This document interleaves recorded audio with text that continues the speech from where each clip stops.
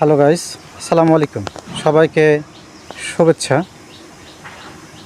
আমি মানুষের নফস নিয়ে চিন্তা ফিকিরি করে দেখেছি।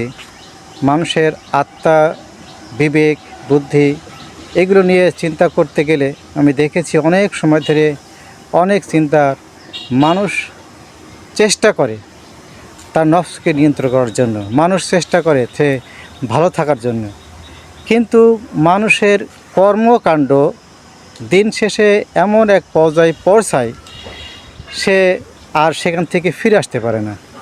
সে ভুলে যায় পৃথিবীর এই কর্মব্যস্ততার মাঝখানে তার লক্ষ্য, তার গন্তব্য সেটাকে ভুলে যেয়ে সে বিপথে হয়ে যায়। সেখান থেকে সে আর ফেরত আসতে পারে না।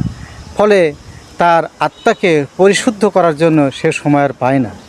সে দুনিয়াবি তার এই চাকচিক্যে জীবনটাকে স্বাচ্ছন্দ্য সাবলীল করার জন্য সে মরিয়া হয়ে ওঠে।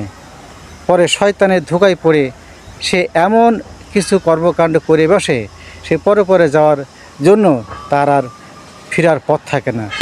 সে হায় আফসোস করে থাকে। সে যখন মৃত্যুর দ্বার প্রান্তে পৌঁছায় তখন সে সব বুঝতে পারে আসলে সবই ছিল ভুল, জীবনের সব ভুল। এই ভুলটাকে মানুষ যাতে সময় মতন বুঝতে পারে, আল্লাহ সবাইকে সেই তৌফিক দান করো, আমিন।